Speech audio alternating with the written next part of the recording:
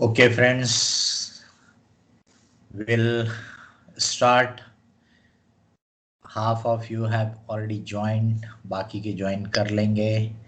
बिल्कुल टाइम को अपने को ध्यान में रखना है ताकि अपन अपना पूरा रिवीजन अच्छे से कर सके, है ना। तो 10 मिनट बोला तो 10 मिनट का ही ब्रेक लेने का और फटाफट रीज्वाइन कर लेने का। मैंने मेरा दूसरा इंटरनेट कनेक्शन ट्राई किया जियो फाइबर का, लेकिन वो ये टीम ऐप वगैरह को एक्सेप्ट नहीं कर रहा। क्या प्रॉब्लम जाता समझ में नहीं आता। वो कनेक्शन चालू है, उसमें मैं यूट्यूब चालू कर रहा हूँ, वो चालू होता है, लेकिन उसमें मैं ये टीम है, जूम ऐप है और ऐसे कुछ चीज़ें चालू करते तो वो नहीं हो रहा है।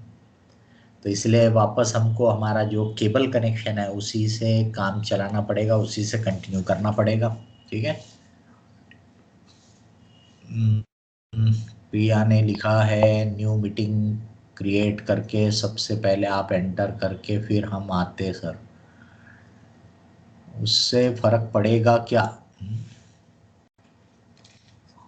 ऐसा करने से फर्क पड़ेगा क्या?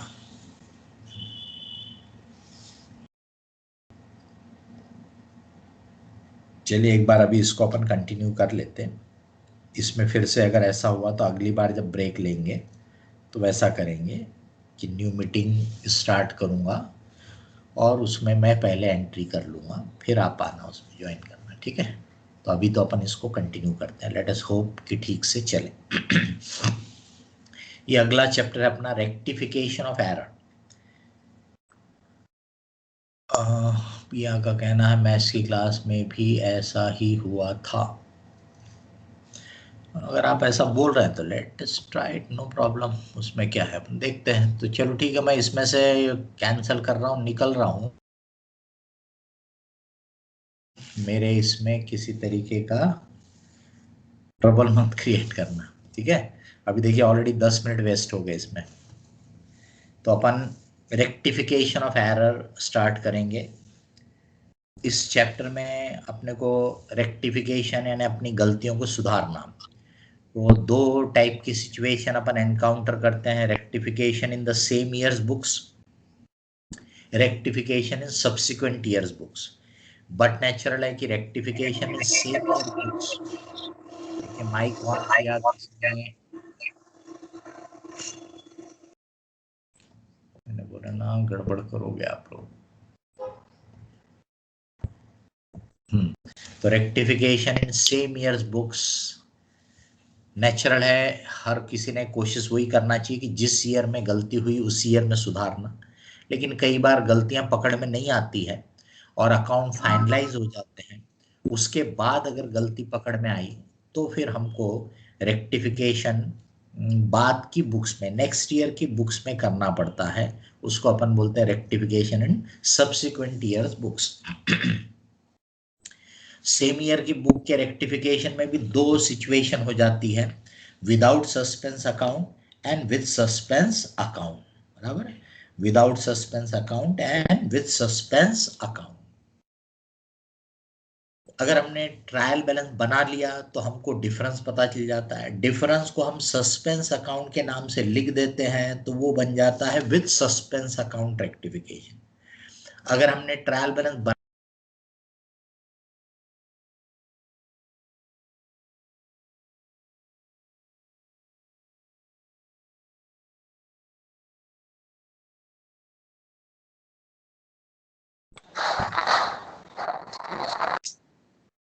ऐसे करोगे तो कैसा चलेगा? ठीक है, आगे ध्यान दीजिए। तो रेक्टिफिकेशन सेम ईयर की बुक्स में दो अल्टरनेटिव सिचुएशन हो जाती है, विदाउट सस्पेंस अकाउंट और विद सस्पेंस अकाउंट। और दूसरा रहता है rectification in subsequent years books, next year की बुक्स में रेक्टिफिकेशन कर रहे हैं। गलतियां क्या हुई? तो मतलब आपने अकाउंटिंग का जो नॉर्म्स है उससे कुछ अलग किया तो उसको अपन बोलते हैं कि आपने गलती की। जो भी अकाउंटिंग के प्रोसीजर के हिसाब से, अकाउंटिंग के सिस्टम के हिसाब से होना चाहिए। अगर आपने वैसा नहीं किया तो अपन बोलेंगे कि आपने गलती की, you have committed an error. अब वो गलतियों को अपन क्लासिफाई करते हैं अपने you can say academic importance के लिए। रेक्टिफिकेशन के लिए तो ऐसा कोई फर्क नहीं पड़ता ये क्लासिफिकेशन का, ये मैंने आपको बताया था। बट थेरेटिकली आपसे पूछ सकते हैं, तो अपन बोलते हैं एरर ऑफ प्रिंसिपल, यानी अकाउंटिंग का प्रिंसिपल लगाने में गलती हुई। बेसिकली इसमें क्या देखते हैं आप, कैपिटल एक्सपेंडिचर को रेवेन्यू एक्सपेंडिचर ट्रीट किया, या रेवेन्यू एक्सपेंडिचर को कैपिटल एक्सपेंडिचर ट्रीट किया, या वैसे कैपिटल रिसिप्ट को रेवेन्यू रिसिप्ट, या रेवेन्यू रिसिप्ट को कैपिटल रिसिप्ट, तो that is called error of principle. Clerical error, clerical error यानी एक तरह से प्रोसीजरल गलती है, मतलब जो अकाउंटिंग की प्रोसेस है, प्रोसीजर है, उसमें जल्दी जल्दी में एम्प्लॉय ने कुछ गलती कर दिया, तो इसलिए उसको नाम दिया गया क्लैरिकल एरर। उसमें भी अपन फर्दर क्लासिफाई करते हैं एरर ऑफ ओमिशन, यानी आपसे छूट गया, पूरा ट्रांजैक्शन की एंट्री छूट गई, ऐसा भी हो सकता है, या पार्शियली छूट गया, ने एंट्री तो लिख दिया, एक पोस्टिंग कर दिया, एक पोस्टिंग छूट गई, उसको बोलेंगे एरर ऑफ ओमिशन, ओमिट हो गया, छूट गया। दूसरा है एरर ऑफ कमीशन, यानी आपने कुछ किया बट गलत किया। अब इसमें कुछ भी हो सकता है, आपने एंट्री गलत बनाई, आपने एंट्री में अमाउंट गलत लिखा, आपने एंट्री में जो टोटलिंग करना था सेल बुक परचेज बुक उसमें गलती कर दी, आपने एंट्री तो बराबर कर दी पर पोस्टिंग करते समय आपने गलत अकाउंट में पोस्टिंग कर दिया, गलत साइड में पोस्टिंग कर दिया, गलत अमाउंट की पोस्टिंग कर दिया, कुछ भी आपने गलत किया, तो that is called error of commission, मतलब you have committed an error. Error of omission में क्या था, छूट गया। एरर ऑफ कमीशन में क्या है, you have done something wrong, आपसे कुछ गलत हो गया, वो error of commission. Compensating error, compensating error बोला तो मतलब दो या दो से ज्यादा गलतियां दिया रहेगा, और वो दो गलतियां ऐसी है कि एक गलती से जो डिफरेंस क्रिएट हुआ, दूसरी गलती से वो डिफरेंस ऑफसेट हो गया, यानी उसका उल्टा डिफरेंस क्रिएट हुआ। तो दोनों गलतियों को मिला के देखा जाए तो उन्होंने डिफरेंस को आपस में कंपेंसेट कर दिया। जैसे एक गलती में 1,000 रुपए का डेबिट ज्यादा, दूसरी गलती में 1,000 रुपए का क्रेडिट ज्यादा, तो ये दोनों को मिला के बोलेंगे कंपेंसेटिंग एरर। या एक में 1,000 डेबिट ज्यादा, दूसरी गलती में 1,000 डेबिट कम, तो भी ये बन जाएंगी कंपेंसेटिंग एरर। ऑल्टरनेटिव क्लासिफिकेशन ये जो हमने दिया ये ज्यादा अकाउंटिंग के पॉइंट ऑफ व्यू से काम का है। ये पहला क्लासिफिकेशन जो था ये एकेडमिक है, बट आपको मालूम होना चाहिए, एग्जाम में पूछ सकता है। पर अब जो हम क्लासिफिकेशन देख रहे हैं ये हमारे लिए अकाउंटिंग में काम में आता है, कि हम इसको दो इसमें क्लासिफाई करते हैं। Error which affect the agreement of trial balance, यानी जिस गलती की वजह से ट्रायल बैलेंस में डिफरेंस आता है, उसको हम बोलते हैं error which affect the agreement of trial balance. और दूसरा होता है error which does not affect the agreement of trial balance. तो जहां ट्रायल बैलेंस अफेक्ट हो रहा है उसी को अपन बोलते हैं one sided error. One sided error यानी किसी एक साइड में चाहे डेबिट या क्रेडिट ज्यादा और दूसरे साइड में कम, ऐसा है, तो उसको बोलते हैं one sided error. Error which does not affect the agreement of trial balance, उसको अपन डबल साइडेड एरर भी बोलते हैं, डबल साइडेड। तो इसके लिए हमने आपको सिखाया था कि जो 3 कॉलम आप बनाते थे रेक्टिफिकेशन में, पहला कॉलम बनाते थे इफेक्ट गिवन। इफेक्ट गिवन में अगर डबल एंट्री टैलीड दिख रही है तो वो डबल साइडेड एरर है, ये सेकंड टाइप की एरर है। इफेक्ट गिवन में अगर आपको डबल एंट्री टैलीड हुई नहीं दिखी तो इसका मतलब वो वन साइडेड एरर है। ये जो फर्स्ट टाइप दिया है वो है one sided error. Rectification same year में करने में कोई खास बात नहीं है। जिस अकाउंट में आपसे गलती हुई उसी अकाउंट में आप रेक्टिफिकेशन करते हो, यानी गलती को सुधारते हो। उसके लिए आपने देखा कि अपन क्या करते हैं, एक कॉलम बनाते थे कि इफेक्ट गिवन क्या किया, दूसरा कॉलम अपन बनाते थे कि करेक्ट इफेक्ट यानी क्या होना चाहिए। और जब अपन दोनों को पढ़ते थे तो अपने को समझ में आता था कि गलती क्या हुई। गलती क्या कर लोगे, डेबिट में गलती करोगे तो या तो एक्सेस डेबिट करोगे या तो शॉर्ट डेबिट करोगे, इसके सिवा और क्या कर लोगे बताओ। एक्सेस डेबिट किया तो उसको कम करने के लिए क्रेडिट करो, शॉर्ट डेबिट किया तो उसको बढ़ाने के लिए और डेबिट कर दो। क्रेडिट में अगर गलती किया होगा तो अगेन या तो एक्सेस क्रेडिट किया होगा या तो शॉर्ट क्रेडिट किया होगा, बराबर। एक्सेस क्रेडिट किया तो आप उसको कम करने के लिए डेबिट कर दो, कम क्रेडिट किया तो उसको बढ़ाने के लिए और क्रेडिट कर दो। इस तरीके से आप अपनी गलती को सुधार सकते हो। सेम ईयर में रेक्टिफिकेशन में अपन ने देखा कि विदाउट सस्पेंस अकाउंट हो सकता है और विद सस्पेंस हो सकता है। ये बिफोर प्रिपेयरिंग ट्रायल बैलेंस बोला तो ये विदाउट सस्पेंस रहता है। इसमें आपने जब रेक्टिफिकेशन करोगे तो कभी आपको डबल एंट्री दिखेगी अगर वो डबल साइडेड एरर है तो, कभी आपको डबल एंट्री नहीं दिखेगी अगर वो वन साइडेड एरर है तो, क्योंकि जहां गलती की है उतना ही तो सुधारोगे। अगर सिर्फ डेबिट में आपसे गलती हुई तो नेचुरल है सिर्फ डेबिट में सुधारेंगे, सिर्फ क्रेडिट में गलती हुई तो सिर्फ क्रेडिट में सुधारेंगे। इसलिए इसमें आपको वन साइडेड नेचर की गलती थी इसलिए। लेकिन अगर आपने after preparing trial balance rectification किया यानी कि विद सस्पेंस अकाउंट, तो आपने क्या किया था, जो भी वन साइडेड गलतियों की वजह से डिफरेंस आया, क्योंकि डिफरेंस किसकी वजह से आता है, वन साइडेड गलती की वजह से। वन साइडेड गलती यानी क्या, जिसमें डेबिट ज्यादा हो गया हो या किसी में क्रेडिट ज्यादा हो गया हो, उसको बोलते हैं अपन वन साइडेड गलतियां। वो डिफरेंस को आप क्या करते हो, सस्पेंस अकाउंट के नाम से लिख देते हो और ट्रायल बैलेंस को टेम्परली टैली कर देते हो। इसलिए जब रेक्टिफिकेशन करते हो तो वन साइडेड एरर में जब डबल एंट्री नहीं बनती है तो उसका सेकंड इफेक्ट आप सस्पेंस अकाउंट में दे के उसको डबल एंट्री में कन्वर्ट कर देते हो। इसलिए आपको हर जगह डबल एंट्री नजर आती है, आपको हर जगह डबल एंट्री नजर आती है, क्योंकि जहां जहां डबल एंट्री नहीं बनी थी यानी वो वन साइडेड गलती थी, तो आपने सस्पेंस अकाउंट में सेकंड इफेक्ट दे के डबल एंट्री पूरी कर दिया। एक बार आपकी पूरी वन साइडेड एरर खत्म हो गई, सुधर गई, रेक्टिफाई हो गई, तो आपका सस्पेंस अकाउंट भी खत्म हो जाता है, नील हो जाता है, बराबर। अब सब्सिक्वेंट ईयर में रेक्टिफिकेशन कर तो क्या करना, बिल्कुल वैसे ही।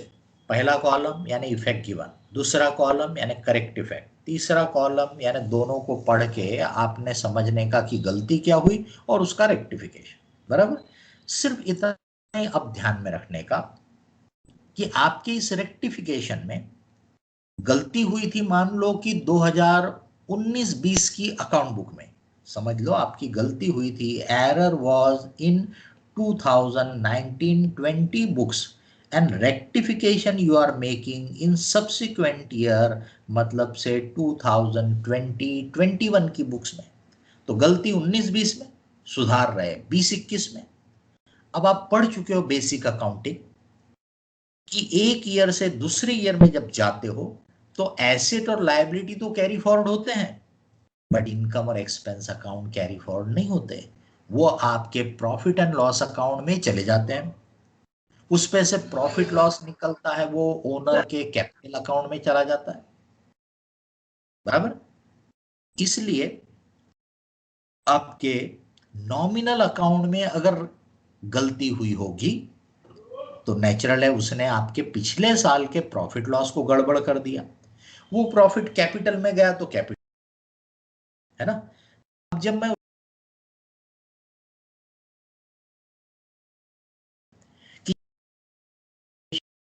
में पहला कॉलम वैसे ही बनाओ, दूसरा वैसे ही बनाओ, तीसरा वैसे ही बनाओ, और तीसरे कॉलम में जहां जहां रेक्टिफिकेशन में नॉमिनल अकाउंट आया तो वो नॉमिनल अकाउंट की जगह पे नॉमिनल अकाउंट की जगह पे profit and loss adjustment account लिख दो। क्या लिख दो उसकी जगह पे? Profit and loss adjustment account. नतीजा क्या होगा इससे? दो फायदे। नंबर वन, पिछले साल के इनकम और एक्सपेंस की वजह से करंट ईयर के इनकम और एक्सपेंस डिस्टर्ब नहीं होंगे, इससे करंट ईयर का प्रॉफिट लॉस गड़बड़ नहीं होगा। नंबर टू, दूसरा फायदा क्या होगा? ये प्रॉफिट लॉस एडजस्टमेंट को जब मैं बैलेंस करूंगा तो ये मुझे बताएगा कि पिछले साल का प्रॉफिट लॉस कितने से गलत हुआ था। अब वो गलत वाला प्रॉफिट कहाँ गया था? कैपिटल में। इसका मतलब वो गलती का इफेक्ट कैपिटल में गया था। तो अभी अपन क्या करते हैं, ये प्रॉफिट लॉस एडजस्टमेंट में जितना भी बैलेंस आया इसको अपन ट्रांसफर टू कैपिटल अकाउंट कर देते हैं। लास्ट में एक additional entry, profit loss adjustment में अगर क्रेडिट बैलेंस आ रहा होगा तो अपन प्रॉफिट लॉस एडजस्टमेंट को करते हैं डेबिट और कैपिटल को करते हैं क्रेडिट। प्रॉफिट लॉस एडजस्टमेंट में अगर डेबिट बैलेंस आ रहा होगा तो अपन प्रॉफिट लॉस एडजस्टमेंट को कर देते हैं क्रेडिट और कैपिटल अकाउंट को अपन कर देते हैं डेबिट। बराबर इस तरीके से अपन रेक्टिफिकेशन कर देते हैं इन दी नेक्स्ट ईयर्स बुक्स। ये हो गया आपका रेक्टिफिकेशन सब्सिक्वेंट ईयर्स बुक्स।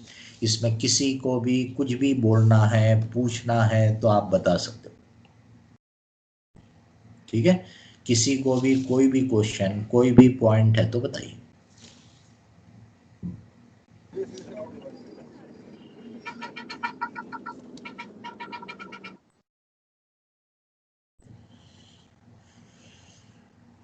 बताइए कोई क्वेश्चन, कोई पॉइंट है तो।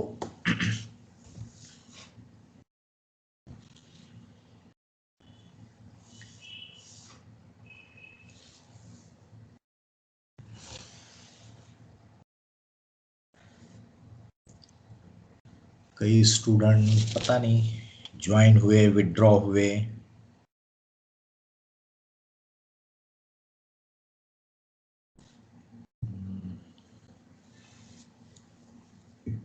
उसकी वजह से कुछ हो रहा क्या?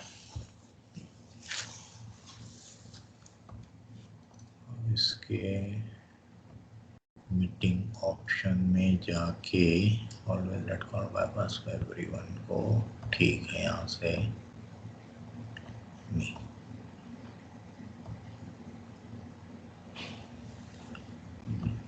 अभी मैंने वो चेंज तो कर दिया है प्रेजेंटर वाला सेटिंग। लेट अस होप कि अब सब ठीक से चले।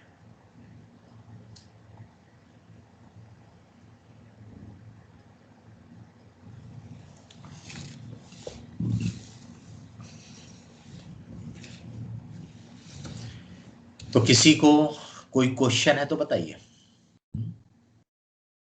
If you have any question on rectification of error tell me.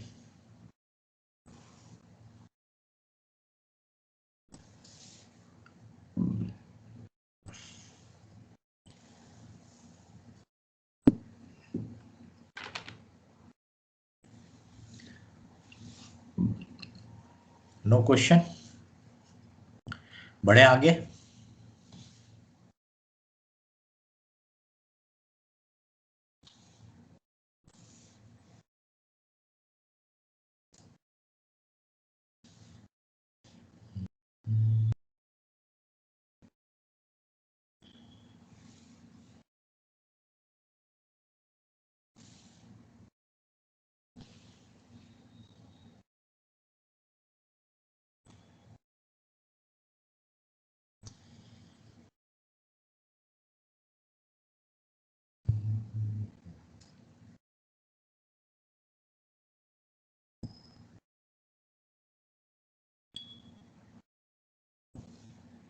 Now will take chapter next वाला जो है रेक्टिफिकेशन के बाद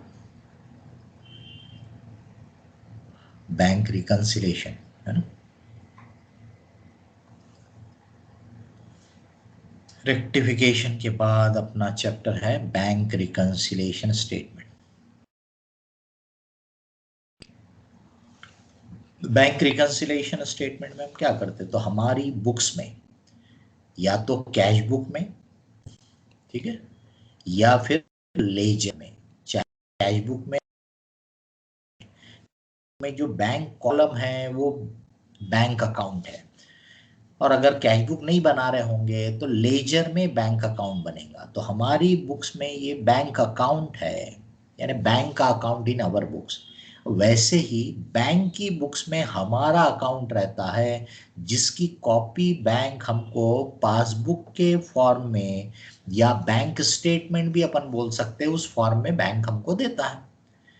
तो हमारी बुक्स में बैंक अकाउंट यानी बैंक का अकाउंट हमारी बुक्स में है, पासबुक क्या है, बैंक की बुक्स में हमारा अकाउंट। तो यानी ये दो पार्टियों के बीच का आपस के अकाउंट है। तो बट नेचुरल दोनों टैली होना चाहिए। तो जैसे हमारे और बैंक के बीच में ये लेन देन होता रहता है, एक तरफ हम हैं यानी ये एंटिटी, और दूसरे तरफ ये बैंक। जब हम बैंक में कुछ जमा करते हैं, कैश, चेक, डीडी, तो इसको अपन बोलते हैं डिपॉजिट। और जब बैंक से हम निकालते हैं तो इसको बोलते हैं विड्रॉल या पेमेंट फ्रॉम बैंक। तो आप यहाँ पे देख सकते हो कि भाई ये दोनों के बीच के ट्रांजैक्शंस है, लेन देन है। तो बट नेचुरल है, हमने अकाउंटिंग किया, उसकी बैंक ने भी अकाउंटिंग करना चाहिए, बैंक ने जिसकी अकाउंटिंग किया उसकी हमने भी अकाउंटिंग करना चाहिए। इसलिए दोनों का बैलेंस इक्वल रहना चाहिए। बट अपोजिट, क्योंकि आप देखो एरो में डिपॉजिट के समय हम बैंक को रिसीवर बोल के डेबिट करेंगे, एरो पे ध्यान दे सकते हैं आप। तो बैंक गिवर बोल के हमको क्रेडिट करेगा। सिमिलरली पेमेंट के केस में हम बैंक को गिवर बोल के क्रेडिट करेंगे, तो बैंक हमको रिसीवर बोल के डेबिट करेगा। ठीक है, इस तरीके से दोनों के बुक्स में वो ट्रांजैक्शन का इफेक्ट आएगा, लेकिन अपोजिट रहेगा। हमने बैंक को डेबिट किया, बैंक हमको क्रेडिट करेगा, हमने बैंक को क्रेडिट किया, बैंक हमको डेबिट करेगा। तो इसलिए दोनों का बैलेंस बट अपोजिट रहना चाहिए। बट अगर डेट को दोनों का बैलेंस देखोगे, स्पेशली जैसे ईयर है, ऐसे आप कभी भी बैंक रिकंसिलिएशन कर सकते हो, but end of the year में इट इज मस्ट, क्योंकि अब अपने को फाइनल अकाउंट बनाना है। तो भाई कोई गलतियां हुई होंगी तो इस ईयर की गलतियां अपन इसी ईयर में सुधार लें, इसलिए एंड ऑफ द ईयर में तो बैंक रिकंसिलिएशन बिल्कुल जरूरी है। बट आप हर महीने में बनाओ, कोई मनाही नहीं है। ठीक है, तो अब जब मान लो 31 मार्च का आप बैलेंस देखते हो, तो कैश बुक में बैंक बैलेंस अलग दिखता है, पासबुक में अलग दिखता है। तो बट नेचुरल है, it is a matter of concern, ये चिंता की बात है, क्योंकि प्रिंसिपली दोनों इक्वल होना चाहिए, बट इक्वल नहीं है। तो इसी को हम आपस में मिलाते हैं, टैली करते हैं, उसको ही बोलते हैं बैंक रिकंसिलिएशन स्टेटमेंट, कि दोनों के बैलेंस को आपस में टैली करना। क्यों टैली नहीं होते हैं, तो वो भी हमने आपको बताया कि डिफरेंस का कारण क्या है, डिफरेंस क्यों आता है। क्योंकि एक आइटम किसी ने मतलब ये दो पार्टी हो गई, एक तरफ हम हैं, नंबर 1 बोल दो चाहे तो इसको, एक तरफ हम हैं, दूसरी तरफ बैंक है। तो या तो पार्टी नंबर 1 ने रिकॉर्ड किया, 2 ने नहीं किया, या तो 2 ने रिकॉर्ड किया, 1 ने नहीं किया, इसीलिए डिफरेंस आता है। बराबर, दोनों में डिफरेंस आने का कारण क्या रहता है कि कोई ना कोई आइटम कैश बुक और पासबुक में डिफर कर रहा है, अलग अलग है। क्यों है भाई अलग अलग, तो उसके हमने आपको दो ब्रॉड रीजन बताए। टाइम गैप, ये दोनों पार्टियों के रिकॉर्डिंग का अपना अपना सिस्टम है, दोनों अपनी अपनी जगह करेक्ट है, गलत कुछ नहीं है, पर दोनों का अपना अपना समय है, अपना अपना टाइम है जब वो रिकॉर्ड करते, और इसमें गैप है। इसलिए at any point of time जब आप देखते हो तो देयर में बी सम आइटम विच हमने रिकॉर्ड कर लिया, बैंक ने नहीं किया, कुछ बैंक ने रिकॉर्ड कर लिया, हमने नहीं किया, उसको हम बोलते हैं टाइम गैप। और उसको हमने फिर से दो इसमें डिवाइड किया था, है ना। तो अब इसको आगे बढ़ा, बैंक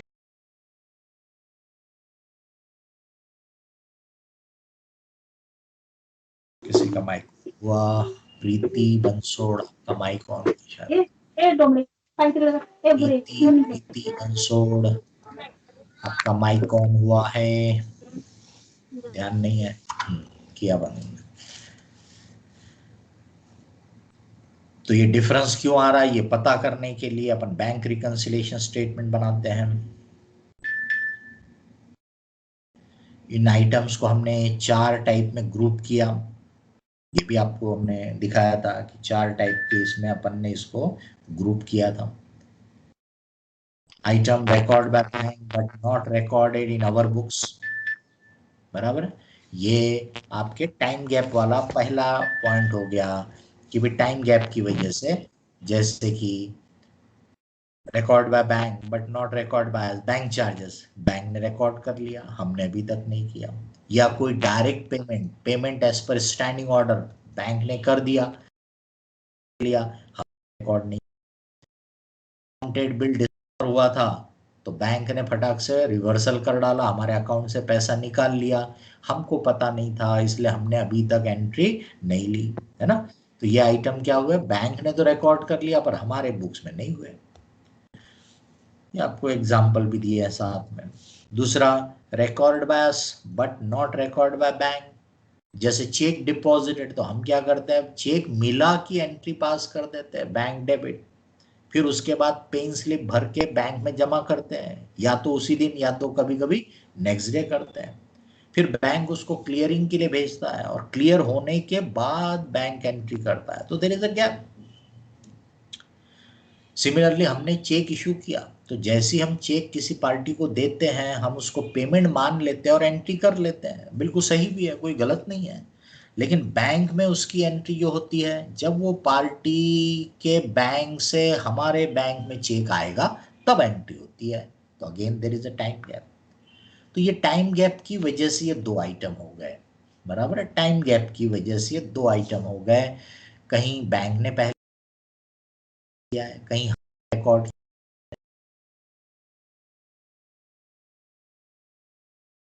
हो सकती है, हमारे से हमारी बुक्स में जो बैंक अकाउंट है उसमें गलती हुई, कुछ भी गलती हो सकती है, बराबर। सिमिलरली गलती बैंक से भी हो सकती है। तो हमने ये गलतियों को भी 2 इसमें ग्रुप कर दिया, ऐसे 4 ये ग्रुपिंग हो गई। अब इसमें अगर आप देखो कि ये किसकी तरफ से पेंडिंग है, यानी अगला एक्शन इस पे कौन लेगा, who will take the next step, क्योंकि इसमें से एक पार्टी को ही एक्शन लेना है, एक पार्टी के पॉइंट ऑफ व्यू से इसमें कोई काम नहीं करना है, बराबर। तो वो जो पॉइंट है वो हमको आगे बैंक रिकंसिलेशन का और क्या यूज होता है उसके लिए काम का है। Rectification, sorry, bank reconciliation tally करने के लिए तो ये सफिशिएंट है, लेकिन आगे जो मैं स्टेप पढ़ूंगा उसके लिए काम का रहता है, तो इसलिए मैं यहीं पे बोल रहा हूं। ये पहला जो आइटम है बैंक ने ऑलरेडी रिकॉर्ड कर लिया है, इसका मतलब इस पे अगली एक्शन, अगली स्टेप लेने का काम किसके पॉइंट ऑफ व्यू से पेंडिंग है, from our point of view, यानी मैं लिखने के लिए बोल सकता हूं कैश बुक में हमारी तरफ से पेंडिंग है ये, बराबर।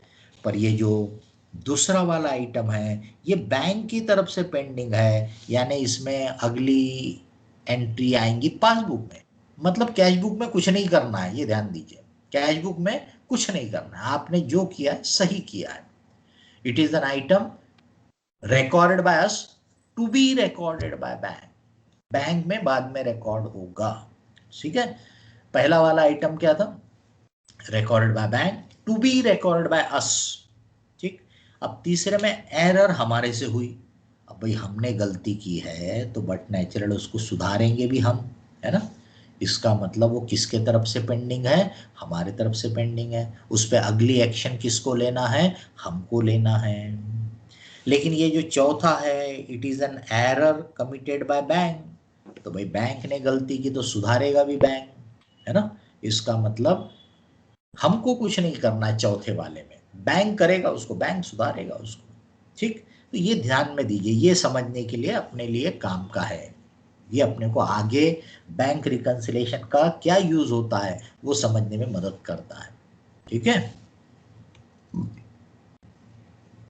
ये चारों टाइप के आइटम, उनके एग्जाम्पल आपको दिए हैं। ये बोल रहा है इम्पोर्टेंट पॉइंट, तो पहला है, क्या बात हुई, स्क्रीन क्यों आउट हो गई, आ गई। समझ में नहीं आता कहाँ क्या गड़बड़ हो जाएगा। Is it necessary that cash book and passbook balance will always differ?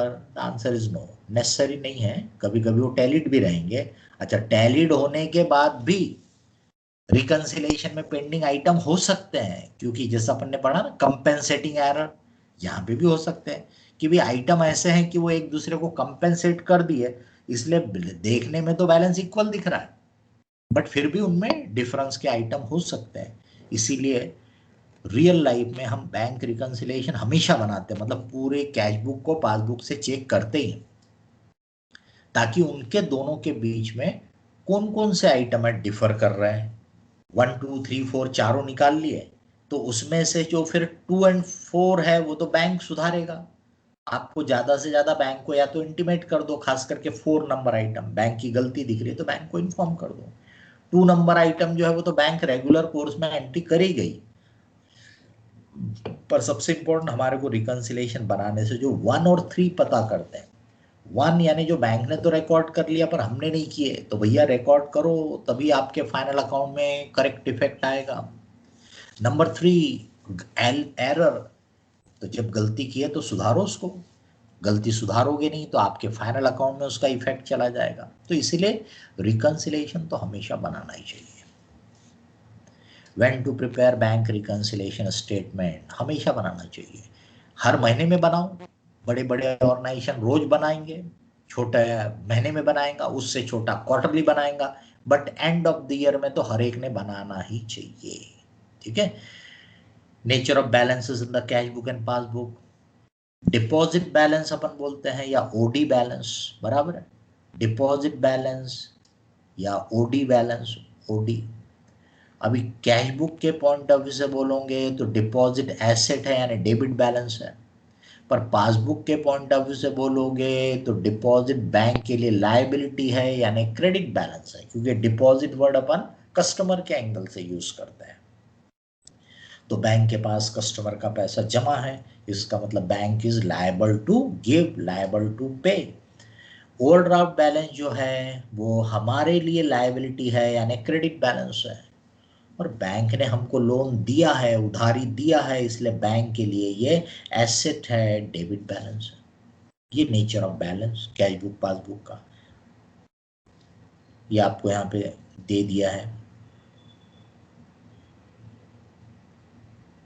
मैंने ऑलरेडी समझा। कोई बेटर,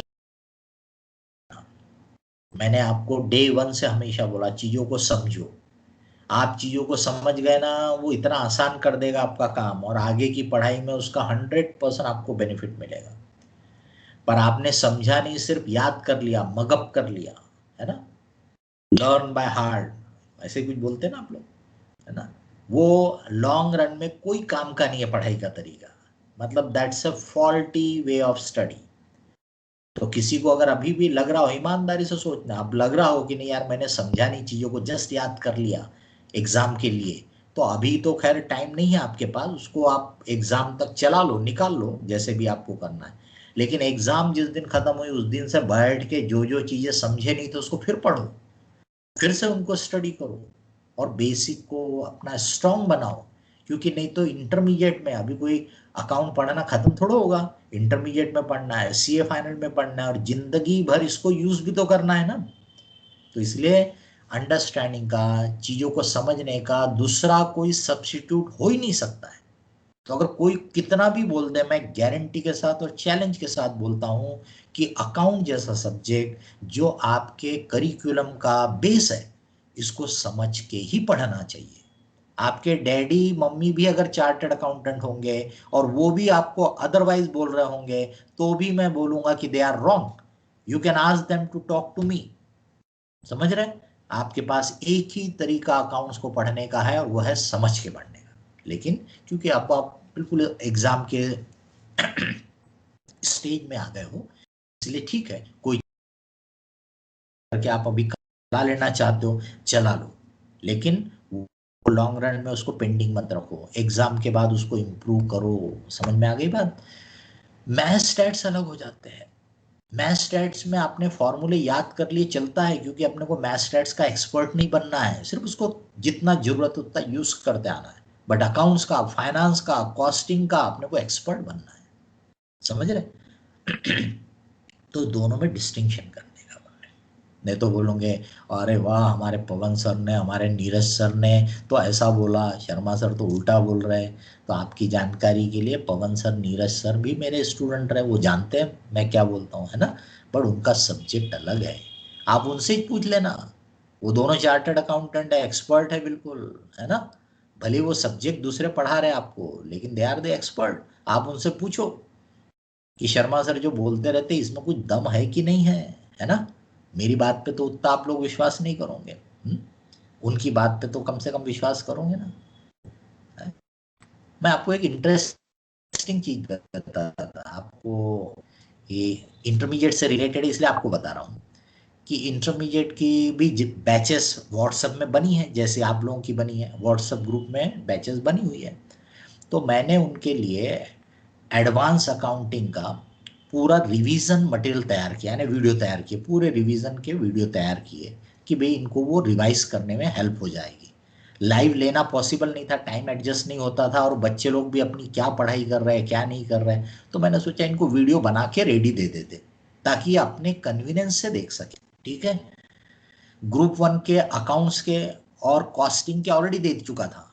मतलब मैं इंटरमीडिएट में 4-4 सब्जेक्ट पढ़ाता हूँ, उसमें से 2 के पहले ही दे चुका था ग्रुप वन के। ग्रुप टू के मैंने सोचा चलो दे देना चाहिए, तो मैंने एडवांस अकाउंट के वीडियो बना के, मेरे ख्याल से पूरे चैप्टर के वीडियो, बाद में मैंने अकाउंटिंग स्टैंडर्ड के भी वीडियो बना के दे दिए हैं। और अब उसमें एक सब्जेक्ट और है, उसके भी आप लोगों का रिवीजन खत्म होने के बाद 2-3 दिन में बना के और वो भी दे दूंगा, क्योंकि उनका ग्रुप टू के पेपर अभी टाइम है, उनके ग्रुप टू के थोड़ा 1 तारीख वगैरह से शुरू होंगे। ठीक है? तो अब मैं क्या बताना चाहता था आपको कि उनके व्हाट्सएप ग्रुप में, सीए इंटरमीडिएट के व्हाट्सएप ग्रुप में डाल दिया गया हमारे ऑफिस के तरफ से कि भाई ये सर के वीडियो की यूट्यूब लिंक है, आप रिवीजन के लिए देख सकते हो। बताइए क्या रिस्पॉन्स होना चाहिए स्टूडेंट का? कर्टसी ये नहीं बोलती क्या कि कम से कम सर को एक छोटा सा थैंक्स तो दे दो? सर को भी खुशी होगी कि चलो कुछ बनाया है तो बच्चों को अच्छा लग रहा है, बच्चे उसको रिस्पॉन्स दे रहे हैं।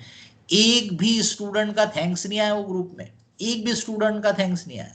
ठीक है? अच्छा, थोड़े देर के बाद, मेरे ख्याल से 2-1 घंटे के बाद, पवन सर ने उनको बेस्ट ऑफ लक का मैसेज डाला। ठीक है? अब बेस्ट ऑफ लक का मैसेज पवन सर ने डाला, उसके पीछे मेरे को लगता कम से कम नहीं तो भी 30-40 थैंक्स आ गए। फिर मनोज शर्मा सर है हमारे, आईटी पढ़ाते हैं, आप में से कई लोग जानते होंगे, उन्होंने वो बेस्ट ऑफ लक का मैसेज डाला, फिर 30-40 लोगों के थैंक्स आ गए। अब देखिए, मुझे बताइए, अच्छी बात है, बेस्ट ऑफ लक से आपको खुशी होती है, अच्छी बात है, उसमें बुराई नहीं है, ब्लेसिंग्स है वो आपके टीचर की। लेकिन मैं बताइए, मैंने 5-6 घंटे के वीडियो बना के आपके लिए दिए, उसके लिए एक थैंक्स भी डिजर्व नहीं करता क्या मैं? That is the way, I don't understand. मुझे बड़ा आश्चर्य हुआ, मैं बड़ा ऑब्जर्व करता रहता हूँ, मैं बोलता कम हूँ, बट मेरा ऑब्जर्वेशन रहता है, मैं ध्यान देता रहता हूँ। अब जब मेरी पवन और नीरज से बात होंगी पर्सनली, तो मैं उनसे भी ये बात बोलूंगा। मैं उन लोगों के साथ सब बातें शेयर करते रहते हैं हम लोग, बराबर। अभी वो दोनों तो बड़े साइकिलिंग में लगे हैं, लंबी साइकिलिंग कर रहे हैं दोनों, बड़े एंथुजियास्ट है, बड़े आपके लिए रोल मॉडल है एक्चुअली वो। लेकिन मैं जस्ट एक बता रहा था कि देखिए, टीचर आपके लिए जब कुछ करते हैं तो उनको भी एक लगता है कि क्या स्टूडेंट को इसका बेनिफिट मिल रहा। अब हमको कैसे पता चलेगा कि स्टूडेंट को सही में उसका बेनिफिट मिल रहा कि नहीं मिल रहा? जब स्टूडेंट उसको रिस्पॉन्ड करता है थैंक्स से, तो हमको लगता नहीं, हमने जो किया वो स्टूडेंट को अच्छा लगा, उसको उसका फायदा मिल रहा, उसको उसका बेनिफिट मिल रहा है ना? तो चलिए आगे बढ़ते हैं। मैं आपने को पढ़ने के बारे में बोल रहा था, आप समझ के ही पढ़ना चाहिए, बट अभी अभी आप अपने पढ़ने के तरीके को, ये जो 10-15 दिन आपके बाकी है, इसमें बदलने की कोशिश मत करिए। जैसा पढ़ रहे थे उसी को कंटिन्यू करिए, एग्जाम में अच्छा मेहनत करके काम चला लीजिए, लेकिन उसके बाद जरूर ध्यान दीजिए कि अकाउंट में जहां भी कोई वीक पॉइंट है उनको इम्प्रूव करो। Is the BRS preparation an and in itself? The answer is no. इसी यहीं पे आके हमारे लिए फिर काम में आता है कि भाई हमने वो जो रिकंसिलिएशन में 1 नंबर और 3 नंबर के आइटम है, ये तो हमारे तरफ से पेंडिंग है, तो account it in our books, हमारी बुक्स में इसको अकाउंट करो। बैंक पासबुक, बैंक स्टेटमेंट, मतलब बताया कि बैंक की बुक्स में हमारे अकाउंट की कॉपी है वो। पासबुक या bank statement generally vertical form में होता है, यहाँ दिया होगा तो ठीक है, नहीं तो मैं बना के दिखाऊं, ये देखिए दिया है, ये जनरली वर्टिकल फॉर्म में आपको पासबुक दिए रहती है। अकाउंट भी ऐसे बन सकते हैं, कोई बनाई नहीं है, बट कॉमनली आप अकाउंट ऐसा टी पैटर्न में बनाते हो अपनी बुक्स में, डेबिट इधर और क्रेडिट इधर, है ना। ये भी अकाउंट है, ये देखो, ये डेबिट और ये क्रेडिट और ये बैलेंस। तो अकाउंट के ये दो फॉर्मेट, ये भी अकाउंट है और ये भी अकाउंट है। इसको बोलेंगे हॉरिजेंटल टाइप है, ये हॉरिजेंटल फॉर्मेट बोलेंगे, और इसको बोलेंगे वर्टिकल फॉर्मेट है। खड़ा है ना, एक के नीचे एक के नीचे एक आ रहा है। जहां बार बार बैलेंस निकालने की जरूरत पड़ती हो वहां पर ये वर्टिकल फॉर्मेट ज्यादा यूजफुल रहेगा, और जहां आपको बार बार बैलेंस नहीं चाहिए, पीरियोडिक चलता है, पीरियोडिकली चल जाता है, तो वहां पर वो टी पैटर्न या हॉरिजेंटल पैटर्न भी परफेक्ट है, नो प्रॉब्लम। ठीक है, दोनों अकाउंट इक्वली करेक्ट है, कोई कम या ज्यादा नहीं। Cash book and bank account in the context of bank reconciliation, ये भी बता दिया कि हमारे कैश बुक का बैंक कॉलम, या अगर हमने कैश बुक में बैंक नहीं बनाया होगा तो लेजर में हमारा bank account. Presentation of bank reconciliation adless pattern versus debit credit pattern, आपके समझने के लिए दिस इज मोस्ट इम्पॉर्टेंट कि आप उसको डेबिट क्रेडिट से पढ़ो, समझ में भी आ जाता है, अकाउंटिंग का नॉलेज यूज होता है, बट एग्जाम में अगर आपको बनाने के लिए बोला तो आई विल एडवाइस कि आप एडलेस में लिख देना। और वो बता के बताया, आपको कन्वर्ट करना भी बताया था कि आपने सिंपली देखने का कि स्टार्टिंग बैलेंस क्या है आपका। स्टार्ट डेबिट क्रेडिट में स्टार्टिंग बैलेंस अगर डेबिट में आ रहा होगा तो जितने डेबिट वाले आइटम है वो ऐड होते हैं, और जितने क्रेडिट वाले आइटम है वो लेस होते हैं। सिंपल है, तो अपने को मालूम है, डेबिट डेबिट ऐड होता है, डेबिट क्रेडिट माइनस होता है, तो अपने को मालूम है, तो उसी को ऐड लेस में लिख देने का। अगर आपका स्टार्टिंग बैलेंस क्रेडिट होगा तो जितने क्रेडिट वाले आइटम है उसमें ऐड करने का, और जितने डेबिट वाले हैं वो उसमें से क्या करने का, लेस करने का।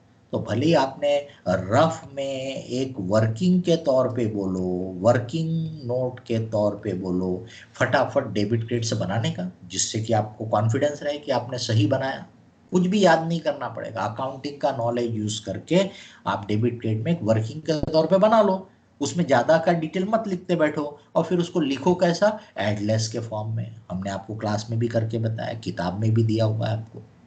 तो एग्जाम में आप एडलेस पैटर्न में ही लिखो, क्योंकि स्टडी मॉड्यूल वगैरह में एडलेस है। अब आपने अगर डेबिट क्रेडिट में लिखा, भरोसा नहीं रहता है, एक कोई भी समझदार वैल्यूअर होगा अकाउंट्स का, तो उसने डेबिट क्रेडिट को कभी भी गलत नहीं मानना चाहिए, बल्कि मैं तो बोलता और अच्छा मानना चाहिए। उसने तो और खुश होना चाहिए कि बच्चा अकाउंटिंग जानता है करके।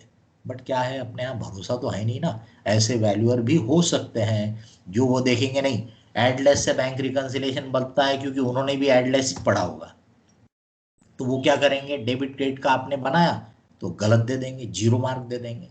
तो अपने को तो एग्जाम में थोड़ा सेफ चलना है, इसलिए एग्जाम में एडलेस पैटर्न में बना लेने का। और ये कन्वर्जन कुछ बड़ी बात नहीं है, 2 सेकंड में तो अपने को समझ में आता है ना। लगा तो वीडियो में शुरू के 2-3 प्रॉब्लम एक बार देख लेना, आपको हमने बताया एडलेस में कैसे कन्वर्ट करने का। ठीक, प्रोसीजर आपको ऑलरेडी बता दिया, bank reconciliation, interpretation while preparing bank reconciliation, आपको कैसा इंटरप्रिटेशन करना है। तो आपने सबसे पहले तो स्टार्टिंग बैलेंस जो भी है, चाहे balance as per cash book, चाहे बैलेंस एज पर पासबुक, वो डेबिट है क्रेडिट है समझ के बराबर लिख देना। उसके बाद आपको इंटरप्रिटेशन कैसा करना है कि वो आइटम एक की बुक्स में आए हैं, तो जो आइटम कैश बुक में आया है वो पासबुक में भी आ रहा है, यानी रिकॉर्ड हो रहा है, ऐसा सोच के लिखो। या कैश बुक में आया है पासबुक में नहीं आया तो कैश बुक में रिवर्स कर रहे हैं, ऐसा सोच के लिखो। दोनों इक्वल है, सेम इफेक्ट है।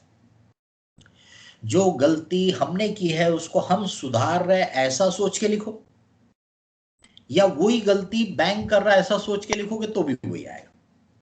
जो गलती बैंक ने की है, बैंक उस गलती को सुधार रहा है ऐसा सोच के लिखो, या हम भी वैसी गलती कर रहे हैं ऐसा सोच के लिखो।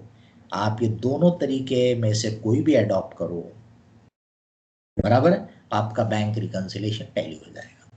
तो बैंक रिकंसिलिएशन आप टैली करते हो सबसे पहले, उसके बाद फिर देखने का कि इसमें से जो जो आइटम नंबर 1 और 3 होंगे ये हमारी तरफ से पेंडिंग है, तो इनको हम हमारी बुक्स में अकाउंट करेंगे, तो हमारा करेक्टेड बैलेंस निकलेगा, बराबर। पर सिर्फ रिकंसिलिएशन बनाना है तो उसमें तो आप चारों टाइप के आइटम लिख दो। हमको क्या करना है, उनको टैली करना है, ठीक है।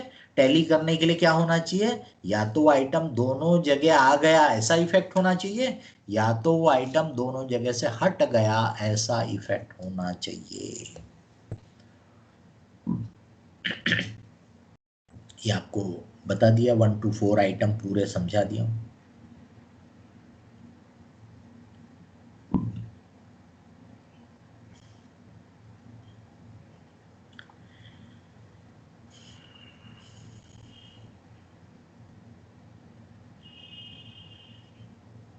तो पहले आपको देखना चाहिए कि वो आइटम किसके तरफ से पेंडिंग है, हमारे तरफ से या बैंक को। अभी मैं समझा चुका हूं आपको अभी, बराबर। Record by bank but not record by customer, ये अपन कस्टमर के पॉइंट ऑफ व्यू से देख रहे हैं। तो as if the item, treatment क्या देना है, as if the item is being entered by customer, तो कस्टमर उसकी एंट्री कर रहा है ऐसा सोच के लिख दो। दूसरा है record by customer not record by bank, तो अभी यहाँ बैंक के एंगल से हम बात कर रहे हैं, तो as if the item is being entered by bank ऐसा सोच के लिख दो। या फिर दूसरा रास्ता इसके लिए क्या था कि आप अपने एंगल से सोचना चाहते हो, यानी कैश बुक के एंगल से अगर आप सोचना चाहते हो तो वो भी पॉसिबल है। यहाँ पे कैश बुक के पॉइंट ऑफ व्यू से, कस्टमर के पॉइंट ऑफ व्यू से, तो अपन बोलेंगे रिवर्स करने का इफेक्ट दे दो। आप रिवर्स कर रहे हैं ऐसा सोचो, आंसर वही आएगा, कोई फर्क नहीं आएगा, ठीक है। एरर कमिटेड बाय कस्टमर, तो कस्टमर वो गलती को सुधार रहा है ऐसा करो। एरर कमिटेड बाय बैंक, तो बैंक वो गलती को सुधार रहा है ऐसा सोच लो। आप वो गलती कर रहे हैं ऐसा सोचोगे तो भी होगा, लेकिन आपको कंफ्यूजन ना हो तो आप ऐसा सोच लो कि बैंक वो गलती को सुधार रहा। अभी गलती रेक्टिफिकेशन ऑफ एरर आपने पढ़ा, डेबिट कम तो और डेबिट करो, डेबिट ज्यादा तो कम करने के लिए क्रेडिट करो, ये तो मालूम है आपको, है ना। ये पहले वाले में कस्टमर के पॉइंट ऑफ व्यू से अपन ने बोला, अगर बैंक के पॉइंट ऑफ व्यू से बोलोगे तो बैंक रिवर्स कर रहा है ऐसा सोच के कर दो, आंसर वही आएगा, कोई फर्क नहीं पड़ने वाला।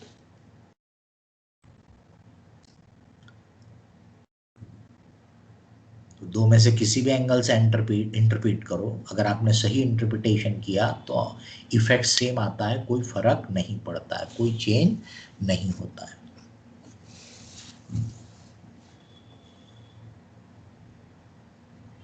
दोनों की बुक्स में रिकॉर्ड हो गए तो भी टैली होंगे, दोनों की बुक्स में से हट गए तो भी टैली होंगे, ऐसा सोच के आपने रिकंसिलिएशन स्टेटमेंट में उनको लेना है।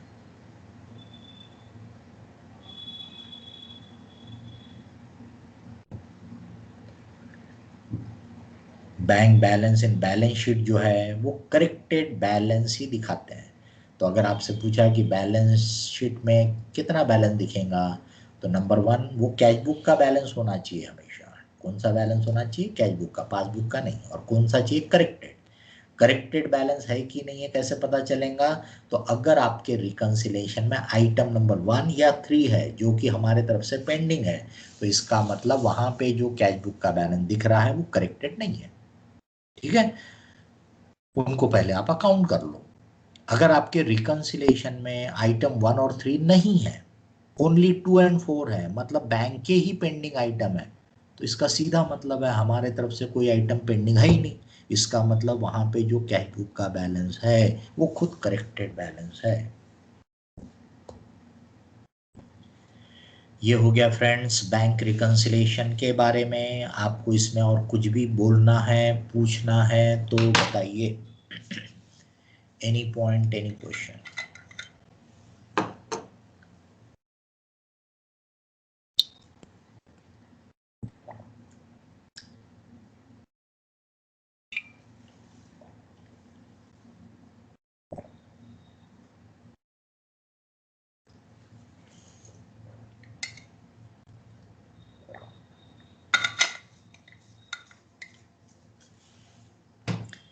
है कोई क्वेश्चन तो बोलिए।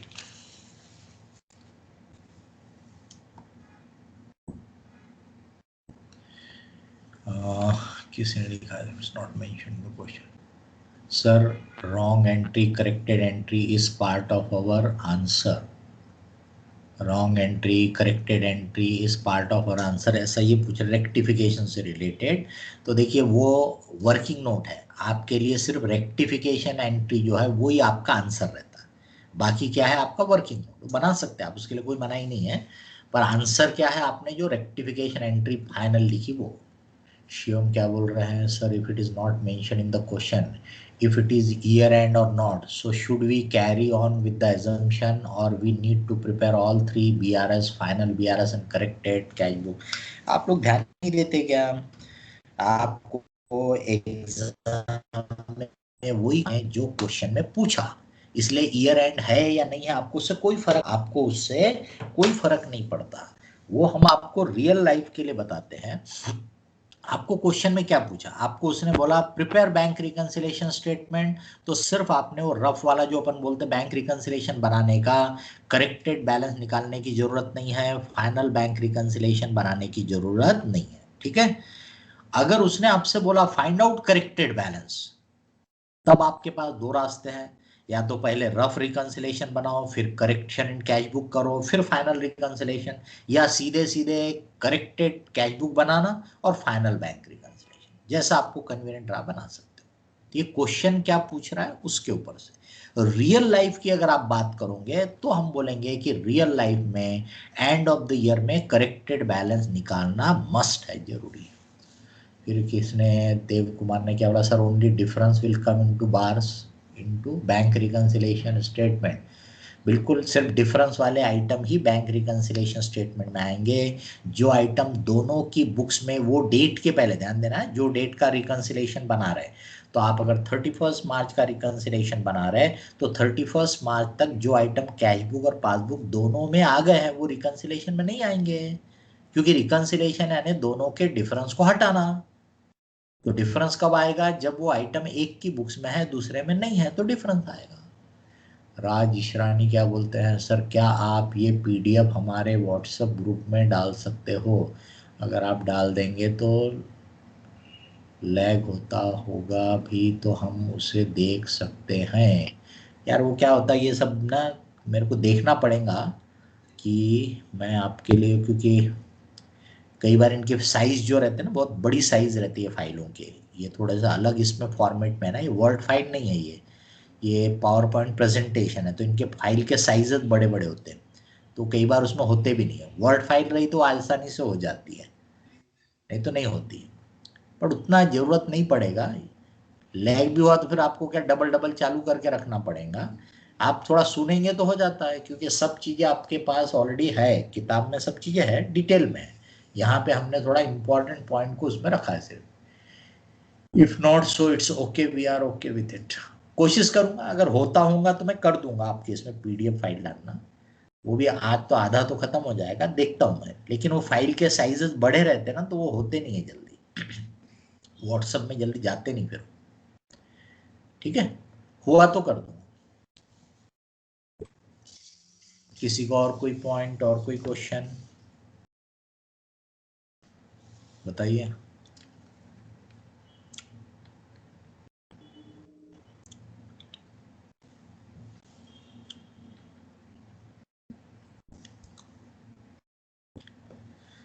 Next chapter, consignment.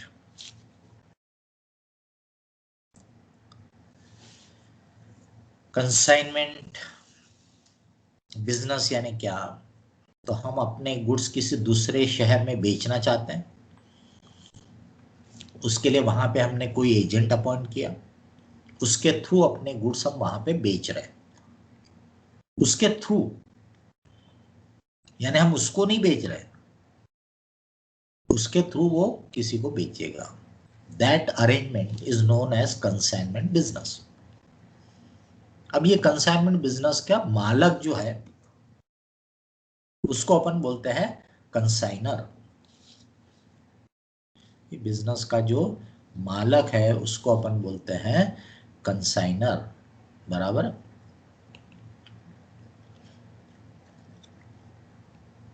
अरे यार क्या गड़बड़ कर रहा है। कंसाइनर ये बिजनेस का मालक है, और जो दूसरी पार्टी उसको अपन क्या बोलते हैं, कंसाइनी।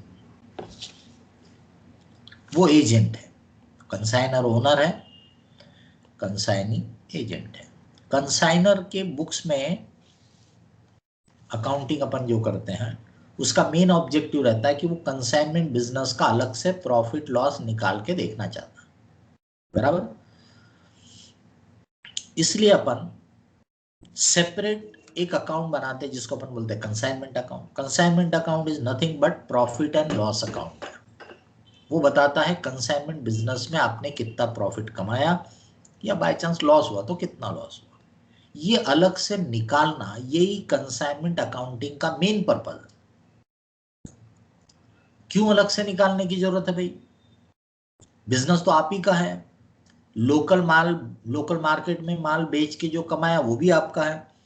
एजेंट के थ्रू दूसरे शहर में बेच के कमाया वो भी आपका है। तो हमने आपको बताया था कि ये बहुत ही इंपॉर्टेंट एक पॉइंट रहता है कि हमारी जो भी एक्टिविटी एक दूसरे से अलग अलग है, इंडिपेंडेंट है, उनका अलग अलग प्रॉफिट लॉस पता करके देखना चाहिए, जिससे कि हम जो अच्छी एक्टिविटी है, प्रॉफिट वाली एक्टिविटी है, उनको हम बढ़ाने की कोशिश करेंगे, और जिसमें नुकसान हो रहा है उनको हम बंद कर सकते हैं या उनमें इंप्रूवमेंट करने की कोशिश कर सकते हैं। ये पर्पस होता है। इसलिए आप आगे भी ऐसे बहुत सारे चैप्टर पढ़ोगे जिसमें आप सेपरेट प्रॉफिट लॉस किसी भी एक्टिविटी का देखोगे, ठीक है। अभी फिलहाल आपके कोर्स में कंसाइनमेंट चैप्टर एक ऐसा है जिसमें आप अपने बिजनेस के एक छोटे पार्ट का प्रॉफिट लॉस अलग से देख रहे हैं।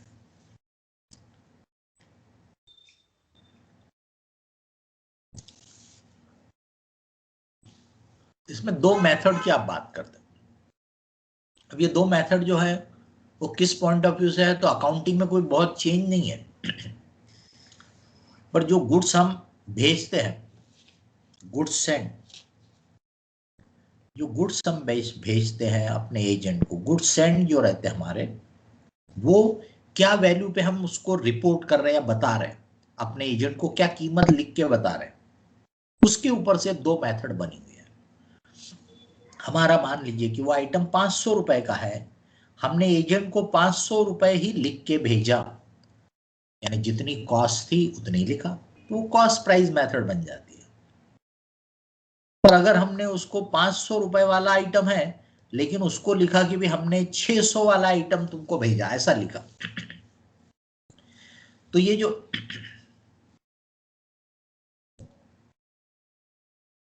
जहां ये बैक आउट हो जाता है ना, तो वो लिखा हुआ सब इरेज हो जाता है अपने आप, ये बड़ा गड़बड़ हो जाता है।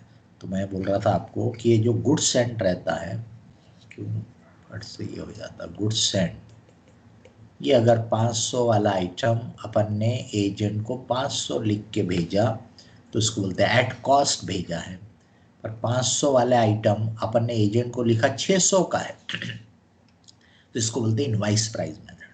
इसमें ये जो 100 रुपए आपने बढ़ा दिया इसको बोलते हैं लोडिंग, ये 600 रुपए को बोलते हैं इनवाइस प्राइस या इनवाइस वैल्यू, और ये जो 500 है इसको बोलेंगे कॉस्ट। तो सवाल उठता क्यों भाई, क्यों बढ़ा के लिख रहे हैं आप, एजेंट को ज्यादा का कीमत क्यों बता रहे हैं? तो आपको बताया था दो पर्पस हो सकते हैं। एक, हम उसके ऊपर एक साइकोलॉजिकल बैरियर क्रिएट करना चाहते हैं कि वो थोड़ा ज्यादा कीमत में गुड्स बेचे, ये एक पर्पस होता है। दूसरा होता है कि हम अपनी प्रॉफिटेबिलिटी उससे छुपाना चाहते हैं, ज़्यादा प्रॉफिट कमा रहे हैं ऐसा उसको दिखेगा तो वो ज़्यादा कमीशन मांगेगा, या तो आपकी एजेंसी छोड़ के खुद ही ये काम करने लगेगा। तो कई बार ऐसा होता है बिजनेस में कि हमारा एजेंट जरूर है वो, लेकिन हम उसको अपनी पूरी प्रॉफिटेबिलिटी नहीं दिखाना चाहते हैं, तो ये रास्ता उसमें अडॉप्ट किया जा सकता है। इसका मतलब इनवाइस प्राइस मेथड फॉलो करना नहीं करना ये मैनेजमेंट का डिस्क्रिशन है। अपने को कॉस्ट प्राइस मेथड की accounting as it is invoice price method में काम में आती मालूम है, सिर्फ इनवाइस प्राइस मेथड में वो लोडिंग से रिलेटेड थोड़ा सा एक्स्ट्रा काम अपने को करना पड़ता है बस। अब इसमें कंसाइनमेंट बिजनेस का मीनिंग आपको बता दिया कि हम अपने गुड्स किसी दूसरे शहर में एजेंट के थ्रू जब बेचते हैं तो उसको बोलते हैं consignment business. Parties in consignment, एक है कंसाइनर जो कि मालक है, ओनर है, बराबर है।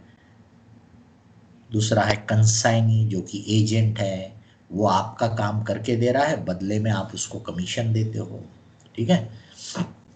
बिजनेस का प्रॉफिट लॉस उसका नहीं है, बिजनेस का प्रॉफिट लॉस आपका है, उसका फायदा नुकसान क्या है, वो कमीशन जो उसको मिल रहा है। अकाउंट सेल, जब आपका एजेंट वहां पे आपके बिहाल में सब ट्रांजैक्शन करता है तो वो उसका हिसाब किताब आपको पीरियोडिकली भेजता है, तो that is called account sale. तो account sale is an statement sent by consignee to consignor periodically, महीने के महीने भेज दे, क्वार्टरली भेज दे, जैसा आप दोनों पार्टियां एग्री करेंगे वैसा, that is called account cell. Account cell में क्वांटिटेटिव डिटेल देगा वो कि भाई आपने कितने गुड्स भेजे, उसमें से अगर कुछ डिस्ट्रॉय हुए तो कितने लॉस्ट हुए, कितने मेरे पास पहुंचे, मैंने उसमें से कितने बेचा, कितने बचे हैं, ये हिसाब किताब क्वांटिटेटिव डिटेल आपका जो एजेंट है वो आपको लिख के देगा। दूसरा पार्ट उसमें वो फाइनेंशियल डिटेल लिखेगा कि भाई ये गुड्स बेच के मुझे कितना अमाउंट रिसीव हुआ, बराबर ये बताएगा वो। फिर वो अमाउंट में से अपने खर्चे कट करेगा, अपना कमीशन कट करेगा, बराबर है। अपने खर्चे कमीशन ये कट करने के बाद जो बैलेंस बचेगा वो उसको आपको भेजेगा, वो हिसाब किताब दे रहा है, that is called account cell. वो अकाउंट सेल पे से फिर अपने को ट्रांजैक्शन पता चलते हैं और अपन अकाउंटिंग करते हैं। ऋषिकेश गुप्ता ने क्या लिखा भाई, रिकॉर्डिंग क्या लिखा, रिकॉर्डिंग चालू तो है, कुछ और लिखा है क्या?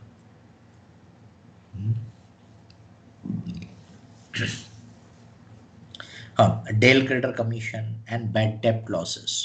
जैसे अपन ने बोला कंसाइनर मालक है बिजनेस का, तो उसमें फायदा होगा तो वो भी कंसाइनर का है, और लॉस होगा तो वो भी कंसाइनर को बियर करना है। तो बैड डेप्ट कब होते हैं, जब हमारा एजेंट उधारी में माल बेचता है पर पैसा रिकवर नहीं हुआ, तो बैड डेप्ट कौन बियर करेगा, तो कंसाइनर, क्योंकि वो मालक है। लेकिन ऐसे में क्या होता, कंसाइनर बोल सकता है कि भाई तुमको उधारी में माल बेचने की तो मैं छूट दे रहा हूँ, लेकिन पूरे पैसे कलेक्ट करके देना ये तुम्हारी रिस्पॉन्सिबिलिटी है, इसका मतलब मैं बैड डेप्ट का लॉस बियर नहीं करूंगा। अगर ऐसा कंसाइनर ने कंसाइनी के साथ टर्म्स एंड कंडीशन रखा तो भाई उसको फिर कुछ एक्स्ट्रा भी तो दो ना। जब आप किसी के ऊपर कोई एक्स्ट्रा बर्डन डालते हो तो उसका कोई कंसिडरेशन दोगे तो वो खुशी खुशी एक्सेप्ट कर लेगा, तो उसके बदले में हम उसको एक्स्ट्रा कमीशन देते हैं, and that extra commission is known as del credere commission. तो इसलिए डेल क्रेडर कमीशन से बैड डेप्ट की अकाउंटिंग डिपेंड करती है। डेल क्रेडर कमीशन जो है अगर है यस, तो जो बैड डेप्ट का लॉस है, बैड डेप्ट वो कंसाइनर बियर करेगा, सॉरी कंसाइनी बियर करेगा, कंसाइनी बियर करेगा अगर डेल क्रेडिटर कमीशन है तो, और अगर डेल क्रेडिटर कमीशन नहीं है तो ये लॉस कंसाइनर बियर करेगा। ये आपके लिए इंपॉर्टेंट होता है, ठीक है। Books of account for accounting for consignment business, can there be more than one consignment account, बिल्कुल हो सकते हैं। यहाँ पर अपन अभी कंसाइनर के पॉइंट ऑफ व्यू से बात कर रहे हैं। तो कंसाइनर मान लो बॉम्बे में भी एक एजेंट लगा के रखा है, मुंबई दिल्ली में भी एक एजेंट लगा के रखा है। तो बट नेचुरल है, मुंबई का आपका काम अलग है, भले वो कंसाइनमेंट है, दिल्ली का भी कंसाइनमेंट है, लेकिन दोनों अलग अलग है। तो आप तो चाहोगे ना मुंबई में फायदा नुकसान हो रहा कि नहीं हो रहा, दिल्ली में हो रहा कि नहीं हो रहा, अलग अलग पता चलना चाहिए। तो जितने जगह आप कंसाइनमेंट में अपने एजेंट अपॉइंट करोगे उतने कंसाइनमेंट अकाउंट आपके बुक्स में बन सकते हैं। ठीक है। मेन अकाउंट क्या बनाते हो कंसाइनर के पॉइंट ऑफ व्यू से, तो कंसाइनर के बुक्स में मेन अकाउंट जो आप बनाते हो कंसाइनमेंट अकाउंट, जो प्रॉफिट लॉस बताने वाला अकाउंट है, बराबर है। तो इसको नॉमिनल अकाउंट की तरह debit all expenses and credit your incomes, जो भी कंसाइनमेंट से रिलेटेड सब एक्सपेंस लॉसेस डेबिट करो, इनकम क्रेडिट करो। कंसाइनी का अकाउंट ये पर्सनल अकाउंट है। जब भी कंसाइनी रिसीवर है, तो रिसीवर हम तब नहीं बोलते जब हम उसको गुड्स भेजते, रिसीवर हम उसको तब बोलते जब वो हमारे गुड्स को बेचता है और उसके पैसे लेता है, तब हम उसको रिसीवर बोलते हैं। तो debit the receiver, credit the giver, वो आप तरीका लगाते हो। कंसाइनी अकाउंट आपको बैलेंस करोगे तो बताता है कि उससे कितना पैसा लेना बाकी है। Goods Saint on consignment account, goods Saint on consignment account ये एक टेम्पररी अकाउंट की तरह है। Goods Saint on consignment account ये एक टेम्पररी अकाउंट की तरह है कि जो गुड्स हमने एजेंट को भेजे वो पहले खरीदे होंगे, खरीदे हैं तो हमने उसको परचेस में डेबिट किया, परचेस अकाउंट हमारे ट्रेडिंग अकाउंट में चला जाता है, यानी खर्चा चला गया ट्रेडिंग अकाउंट में। और वो गुड्स बेचेगा हमारा एजेंट, जब हमारा एजेंट बेचेगा तो हम उसकी इनकम अकाउंट करेंगे कंसाइनमेंट अकाउंट में। इसका मतलब इनकम आ रही कंसाइनमेंट में, खर्चा गया ट्रेडिंग में, तो गड़बड़ हो जाएगा। तो उसको ट्रेडिंग से ट्रांसफर करना है कंसाइनमेंट में। पर वो हम सीधे सीधे करने के बदले क्या करते हैं, पहले हम कंसाइनमेंट में डेबिट करके गुड्स सेंड में क्रेडिट कर देते हैं, और एंड ऑफ द ईयर में गुड्स सेंड को डेबिट करके ट्रेडिंग अकाउंट में क्रेडिट कर देते हैं। तो गुड्स सेंड अकाउंट खत्म हो जाता है और नेट इफेक्ट क्या हुआ, ट्रेडिंग अकाउंट से वो खर्चा हट गया और कंसाइनमेंट अकाउंट में वो खर्चा आ गया। Consignment stock account, end of the year में जो गुड्स एजेंट के पास बच गए उसको अपन बोलते हैं कंसाइनमेंट का स्टॉक। जो नॉर्मल स्टॉक होता है उसकी एंट्री आप पास करते हो stock account debit to trading account, इसकी भी वही एंट्री है, यहाँ पे भी वही एंट्री है stock debit to trading account, सिर्फ नाम बदल गए। स्टॉक को आप बोल देते कंसाइनमेंट स्टॉक डेबिट और ट्रेडिंग को आप बोल देते कंसाइनमेंट अकाउंट, क्योंकि consignment account is trading profit and loss account, पर वो एक पर्टिकुलर बिजनेस का ट्रेडिंग प्रॉफिट लॉस, पूरा नहीं है। अब अगर इसमें कुछ लॉसेस हुए हैं, गुड्स के लॉसेस, तो उनको हम नॉर्मल और एबनॉर्मल लॉस में डिवाइड करते हैं। नॉर्मल लॉस यानी जो हमेशा होता है, जो उस गुड्स के नेचर के हिसाब से इनहेरेंट है, उसको आप अवॉइड नहीं कर सकते। तो क्योंकि वो हमेशा होता है उसको अवॉइड नहीं कर सकते, इसलिए नॉर्मल लॉस का इफेक्ट हम अपने कंसाइनमेंट अकाउंट में रहने देना चाहते हैं, इसलिए हम उसको वैल्यू भी नहीं करते और अलग भी नहीं करते। अलग करना नहीं है इसलिए वैल्यू करने की जरूरत नहीं है। पर एबनॉर्मल लॉस यानी बाय चांस हुआ, बाय एक्सीडेंट हुआ, और हम कंसाइनमेंट अकाउंट से नॉर्मल प्रॉफिट लॉस देखना चाहते हैं। क्या देखना चाहते हैं, नॉर्मल प्रॉफिट लॉस। तो इसलिए हम क्या करते हैं, अगर एबनॉर्मल लॉस हुआ है जो कि बाय चांस होता है, बाय एक्सीडेंट होता है, बाय थेफ्ट, इस टाइप का लॉस जो कि होना नहीं चाहिए पर हो जाता है, तो उसको हम बोलेंगे अवॉइडेबल है, लेकिन हो गया, आप क्या करें। तो उसका इफेक्ट हम कंसाइनमेंट के प्रॉफिट पे नहीं चाहते। तो ये गुड्स है ऑलरेडी कंसाइनमेंट में डेबिट हो चुके हैं और आपके वो गुड्स लॉस्ट हो गए, तो वहां से हटाओ। तो इसीलिए अपन इसकी वैल्यू निकाल के कंसाइनमेंट अकाउंट में कर देते क्रेडिट और एबनॉर्मल लॉस अकाउंट में कर देते डेबिट, हट गया लॉस वहां से। अब एबनॉर्मल लॉस के अगेंस्ट में भी कुछ स्क्रैप, कोई इंश्योरेंस क्लेम मिला होगा, तो एबनॉर्मल लॉस में क्रेडिट कर दो। अब जो बैलेंस बच जाएगा वो आपका एबनॉर्मल लॉस अपने प्रॉफिट लॉस में ट्रांसफर कर दो। तो कंसाइनमेंट का जो प्रॉफिट दिखेगा वो नॉर्मल प्रॉफिट रहेगा, उसमें एबनॉर्मल लॉस का इफेक्ट नहीं आएगा। कंसाइनी के बुक्स में काम बड़ा सीधा है, सिंपल है, क्योंकि कंसाइनी तो जस्ट एक एजेंट के तौर पे कर रहा है, वो जो कुछ कर रहा है वो बेसिकली कंसाइनर के बिहाल्फ में कर रहा है, इसलिए उसके बुक्स में जो सबसे मेन अकाउंट है वो कंसाइनर अकाउंट है। उसने कंसाइनर के गुड्स बेचा तो कंसाइनर को क्रेडिट करेगा, कैश बैंक को, डेटर को डेबिट करेगा, अपना सेल नहीं बोलेगा। उसने खर्चे किया तो कंसाइनर को डेबिट करेगा और अपने कैश बैंक को क्रेडिट करेगा, एक्सेप्ट अगर कोई खर्चा वो बियर करेगा ऐसा उन्होंने एग्री किया होगा तो अगर क्वेश्चन में कुछ स्पेसिफिकली नहीं लिखा है तो अपन ये मान के चलते हैं कि कंसाइनी जो भी खर्चा कर रहा है वो आपके भी हाल में कर रहा है, इसलिए वो खर्चा आप बियर करोगे, कंसाइनी बियर नहीं करेगा, ठीक है। इसलिए वो सब खर्चे आपको डेबिट कर देता है। बट अगर क्वेश्चन में कभी लिखा रहा कि भी ये खर्चा कंसाइनी बियर करेगा, तब फिर वो कंसाइनर को डेबिट नहीं करेगा, वो अपने बुक्स में खर्चों को डेबिट करेगा।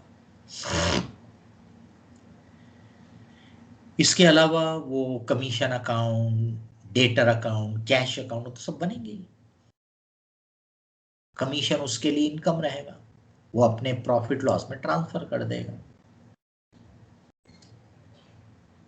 स्टॉक क्वेश्चन में आपको कभी कभी वो क्वांटिटी के टर्म्स में देगा तो आप देख सकते हो कि कितनी क्वांटिटी बची है, कभी परसेंटेज में दिया रह सकता है, बराबर है कि भी हमने जो गुड्स बेचे थे उसमें से 10% डिस्ट्रॉय हो गए, 70% बेच दिया, तो आपको समझ में आना चाहिए 10% डिस्ट्रॉय हुए तो बचे 90%, 70% बिक गए तो बचे 20%, यानी 20% स्टॉक में है।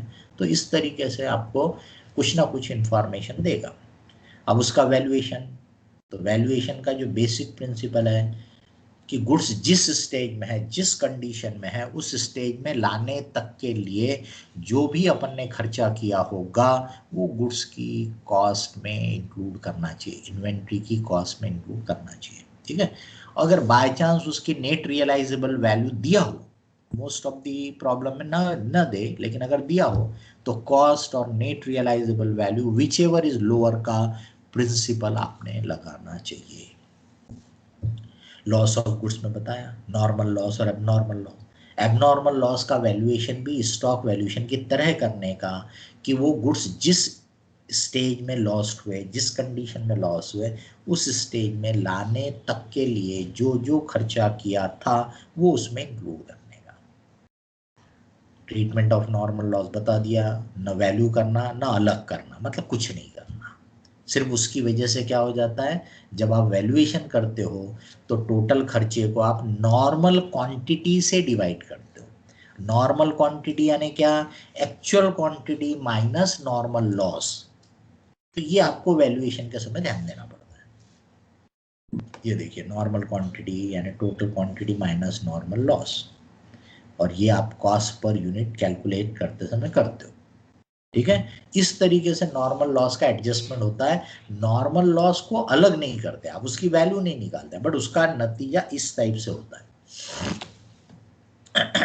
और ये सिर्फ कंसाइनमेंट चैप्टर के लिए नहीं है, ये फंडामेंटल चीजें हैं जो हम आगे भी कहीं पर भी यही करते हैं। ट्रीटमेंट ऑफ एबनॉर्मल लॉस भी बताया कि उसको वैल्यू करके अलग करना है आपको, बराबर बता दिया।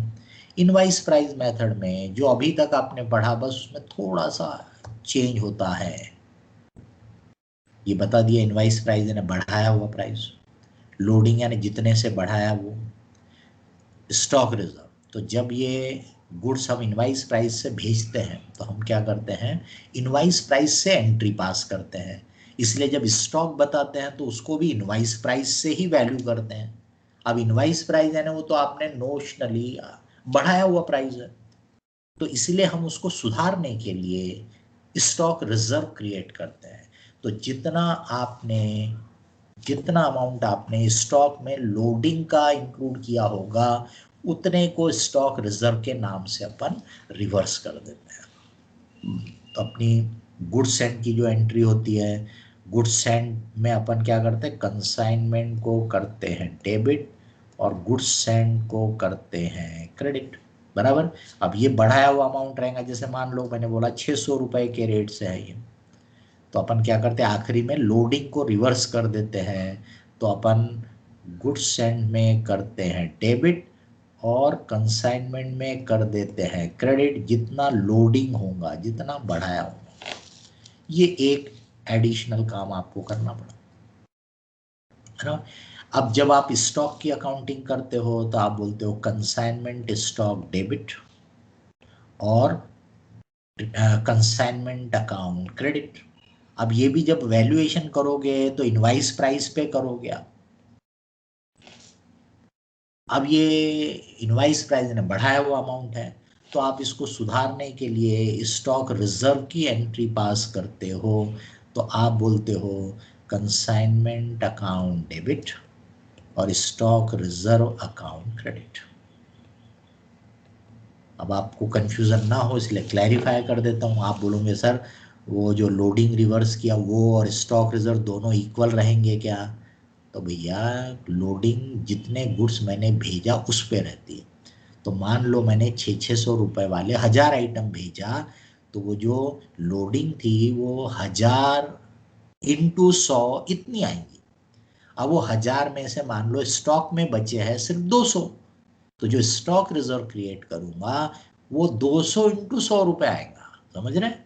तो यहाँ मैंने एक यूनिट का लिखा इसलिए आपको इक्वल दिख रहा है, बट गुड्स सेंड की एंट्री, लोडिंग रिवर्सल की एंट्री टोटल गुड्स की रहेगी, स्टॉक की एंट्री, स्टॉक रिजर्व की एंट्री, जितने गुड्स उसमें से बच गए उसकी रहेगी।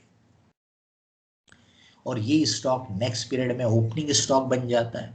ये स्टॉक रिजर्व नेक्स्ट पीरियड में ओपनिंग स्टॉक रिजर्व बन जाता है। तो ओपनिंग स्टॉक कंसाइनमेंट अकाउंट में डेबिट हो जाता है और opening stock reserve consignment account में क्रेडिट हो जाता है।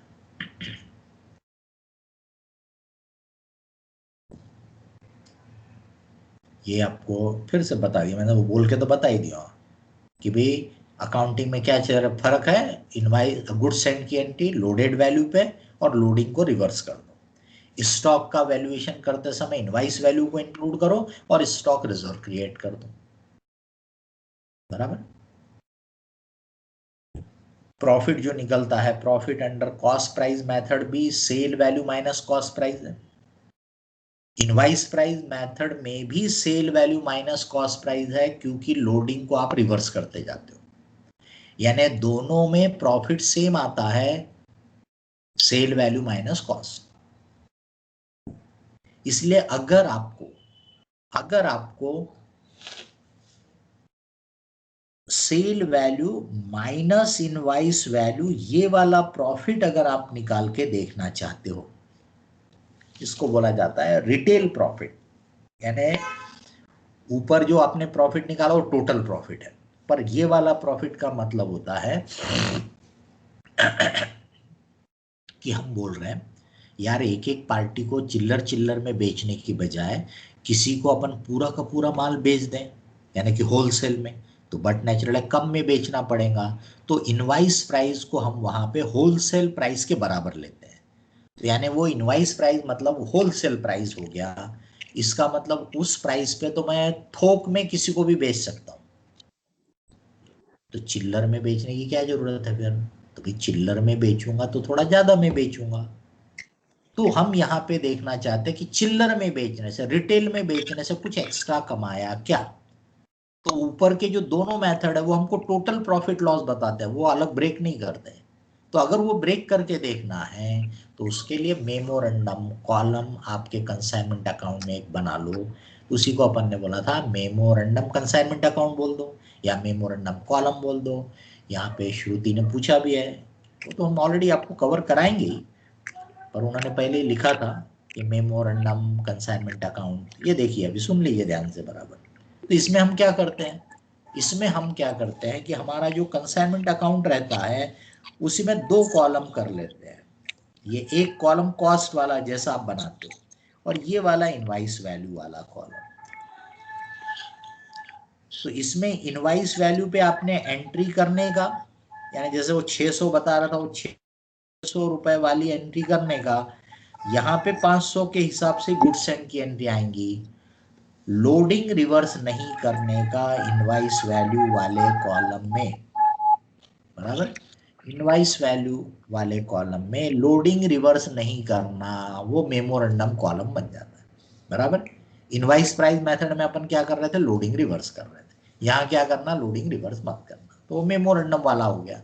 फिर वैसे स्टॉक की जब आप एंट्री पास करोगे, कंसाइनमेंट स्टॉक, तो इसके ऊपर जो स्टॉक रिजर्व अपन क्रिएट कर रहे थे वो मत करना, स्टॉक रिजर्व क्रिएट मत करना।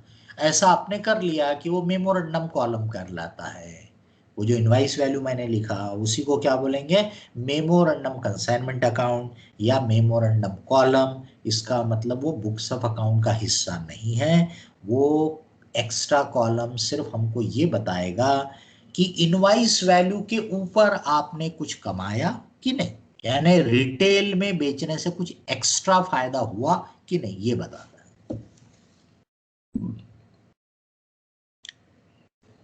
ये लिखा है use of invoice value, retail profit. Memorandum column से अपन वही निकाल के देखना चाहते हैं कि रिटेल में बेचने से कुछ फायदा एक्स्ट्रा हुआ कि नहीं हुआ, क्योंकि ऊपर के जो दोनों मेथड है वो आपको एक्चुअल प्रॉफिट बताती है, टोटल बताती है, पर ये मेमोरेंडम कॉलम बना के हम एक्स्ट्रा प्रॉफिट हुआ है कि नहीं हुआ है वो पता कर लेते हैं। और कुछ पॉइंट है क्या वो देखेंगे। Advance versus security deposit from consigning, specifically आपको लिखा है कि ये सिक्योरिटी डिपॉजिट के नेचर का है, या फिर वो जो एडवांस लिखा वो परसेंटेज में दिया है कि गुड्स जितने भेजूंगा उसका 70% एडवांस देंगे, ऐसा भी लिखा है, तो इसका मतलब ये सिक्योरिटी डिपॉजिट के नेचर का हो गया। इसमें क्या स्पेशल बात है, तो बस इतनी सी स्पेशल बात है कि जब उसने आपको एडवांस दिया तो ये आपका कंसाइनिंग, उसने आपको एडवांस दिया तो आपने बैंक को डेबिट करके यहाँ पे क्रेडिट कर दिया। बराबर। जब वो आपके गुड्स बेचेगा तो आप वो सेल के समय उसको डेबिट कर दोगे, तो सेल का जो अमाउंट डेबिट किया उसमें से ये एडवांस का अमाउंट अपने आप एडजस्ट हो जाता है, और बाकी का अमाउंट कमीशन वगैरह कट करने के बाद, खर्चा कट करने के बाद आप उससे रिकवर करते हो, यही होता है ना। लेकिन अगर ये सिक्योरिटी डिपॉजिट के नेचर का होगा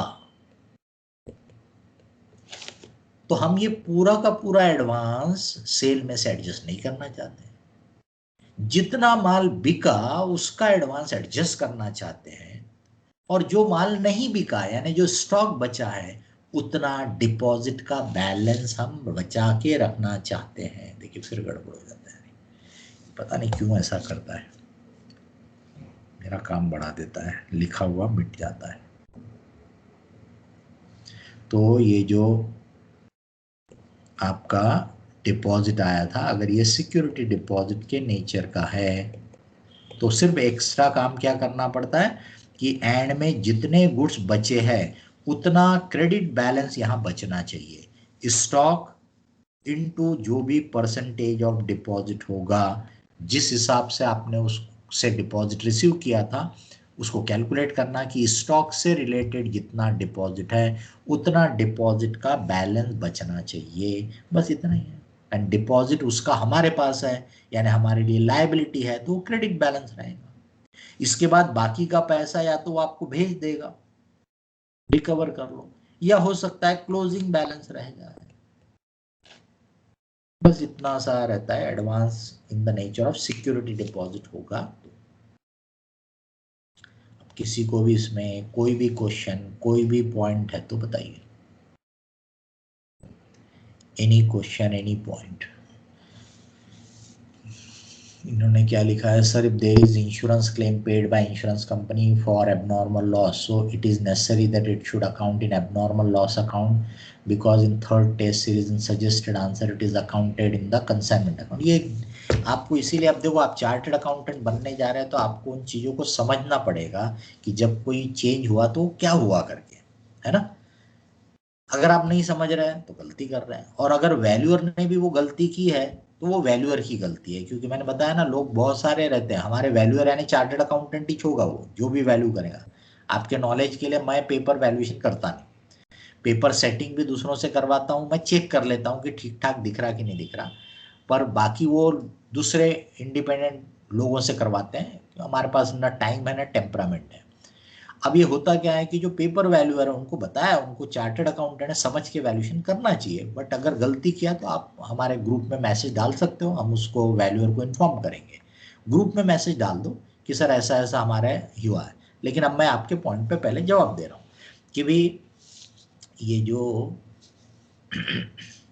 एबनॉर्मल लॉस का आप ट्रीटमेंट बोल रहे हैं इंश्योरेंस क्लेम, ये आपका कंसाइनमेंट अकाउंट, ये गुड्स यहाँ पे डेबिट हुए थे, अब इसी में से कुछ गुड्स लॉस हुए, तो अगर मैंने उन पूरे गुड्स के अमाउंट को यहाँ से हटा के एबनॉर्मल लॉस अकाउंट बनाया, उसकी फुल कॉस्ट मैंने ट्रांसफर कर दिया, यहाँ पे आ गया वो, तो अब insurance claim must be credited here, चाहे वो अपन ने कलेक्ट किया, चाहे वो अपने एजेंट ने कलेक्ट किया, वो जो भी इंश्योरेंस क्लेम है उसका क्रेडिट एबनॉर्मल लॉस में ही आएगा, वो कंसाइनमेंट अकाउंट में नहीं जाएगा। अगर जो मैंने बोला उसको ध्यान से सुने आपने। लेकिन कई बार क्या करते हैं, वो एबनॉर्मल लॉस अकाउंट बनाएगा ही नहीं, वो क्या करेगा यहाँ पे इंश्योरेंस क्लेम का क्रेडिट कर देगा, इंश्योरेंस क्लेम का क्रेडिट यहाँ कर देगा। अब इस केस में क्या हुआ, ध्यान से समझो कि उसने टोटल जो कॉस्ट थी, ये जो टोटल कॉस्ट है यहाँ पे जो है, इसमें से इंश्योरेंस क्लेम कम कर दिया, तो अब वो जो नेट लॉस है वो ट्रांसफर करेगा, नेट लॉस, तो दोनों का नेट इफेक्ट सेम है। तो अभी डिपेंड करता, उन्होंने आपको जो मॉडल आंसर दिया होगा उसमें ये वाला तरीका अडॉप्ट किया होगा, उन्होंने एबनॉर्मल लॉस को जो अलग आपको दिख रहा है वो नेट लॉस लिया होगा, नेट मतलब इंश्योरेंस लॉस, इंश्योरेंस क्लेम कम करके। अगर उन्होंने फुल अमाउंट वहां से एबनॉर्मल लॉस में ट्रांसफर किया तो फिर इंश्योरेंस क्लेम एबनॉर्मल लॉस में क्रेडिट होगा। इसीलिए तो बोलते हैं ना, समझने की जरूरत होती है। पढ़ाते समय मैंने सब चीजें आपको समझाता था कि जहां नुकसान है वहां उसकी रिकवरी, बराबर। तो पूरा नुकसान एबनॉर्मल लॉस में ला लिया तो उसकी रिकवरी एबनॉर्मल लॉस में ही क्रेडिट होगी। लेकिन अगर मैंने वैसा नहीं किया तो मैंने इंश्योरेंस क्लेम पहले कंसाइनमेंट में क्रेडिट कर दिया, तो अब वहां पे जो नेट लॉस बचा है उसको हटाया। इनका कहना है लक्षिता का कि module say that if del credere commission is allowed for bad डेब्ट, consignee will debit the bad डेब्ट amount to commission earn account. ऐसा कोई जरूरी नहीं है, पर कर सकता है। हमने आपको पढ़ाते समय शायद ऑल्टरनेटिव दोनों बताया भी है, वो करना चाहे तो कर सकता है, वो अलग से बैड डेब्ट में डेबिट करे तो उसमें कुछ गलत नहीं है। क्या होता है, ये लोगों में रिजिडिटी होती है पढ़ाने वालों में, ये मॉड्यूल लिखने वाले भी वैसी रिजिडिटी रहता है, कोई रिजिडिटी कोई जरूरत नहीं, बट कर सकते हैं आप, उसमें गलत भी नहीं है कुछ भी, क्योंकि वो देखना चाहता है कि भाई मैंने कमीशन कितना कमाया और मेरे को बैड डेब्ट का इतना नुकसान हुआ, तो उसमें तो कोई प्रॉब्लम नहीं है ना। तो वो अलग अलग दोनों को अपने P&L में ट्रांसफर करे कि टोटल कमीशन कितना कमाया, बैड डेब्ट का नुकसान कितना सफर किया, कोई प्रॉब्लम नहीं है। वो अगर नेट करना चाहे तो भी कोई प्रॉब्लम नहीं है। Sir, they only transfer the net amount and insurance claim was not credited to consignment account. तो then they are wrong. Then जिसने भी वो मॉड्यूल आंसर बनाया वो गलत है। अगर इंश्योरेंस क्लेम मिला है और उसने वहाँ क्रेडिट नहीं किया और नेट एबनॉर्मल लॉस वहाँ से अलग किया तो वो सॉल्यूशन गलत है। आप चाहो तो वहाँ उसको लिख सकते हो, मतलब ग्रुप में डाल दो या पवन सर के नॉलेज में ला दो, वो उस वैल्यूअर को बताएंगे, ठीक है। लेकिन आपको पहले ठीक से चेक कर लेना है विवेक, बगैर चेक किए नहीं। मैंने दोनों समझा दिया, दो में से कोई ना कोई एक होना चाहिए, अगर इससे हट के कुछ किया है तो गलत हो सकता हो। बोलिए, किसी को और कोई पॉइंट और कोई question? Any point, any question, tell मी।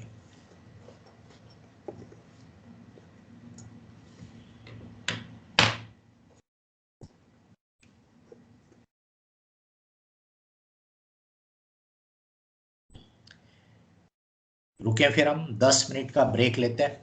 क्या लिखा है इन्होंने, सर इंश्योरेंस क्लेम में तो अपने नेट लॉस का मेथड बताया, फिर से समझा दीजिए प्लीज। अरे आपके सामने तो है, इसमें देखिए अगर मान लीजिए कि जो गुड्स लॉस्ट हुए वो 10,000 रुपए कॉस्ट के है, तो मेरे पास एक रास्ता क्या है कि मैं कंसाइनमेंट में 10,000 पूरा क्रेडिट करके यहाँ पे ले लूँ, और फिर उसका जो इंश्योरेंस क्लेम मिला, मान लो कि इंश्योरेंस क्लेम मिला 4,000, तो यहाँ क्रेडिट कर दूँ, और फिर ये जो नेट 6,000 है इसको मैं अपने P&L में ट्रांसफर कर दूँ। ये एक तरीका है, ठीक है। दूसरा तरीका, अब मैं कलर बदल के लिख रहा हूँ कि मैं ये जो इंश्योरेंस क्लेम है वो 4,000 यहाँ क्रेडिट करूँ, उस केस में मैं लॉस कितना ट्रांसफर करूंगा, 6,000। वो मैं यहाँ ट्रांसफर करूंगा तो भी मेरे P&L में 6,000 ही मैं ट्रांसफर करूंगा, फिर ये इंश्योरेंस क्लेम का यहाँ नहीं आएगा। या मैं सीधे सीधे कंसाइनमेंट अकाउंट में क्रेडिट और P&L अकाउंट डेबिट ऐसा भी लिख दूंगा मैं, बराबर।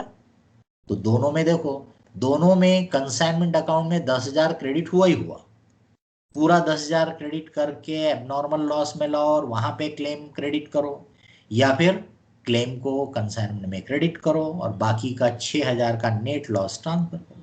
बोलिए कोई और पॉइंट है तो।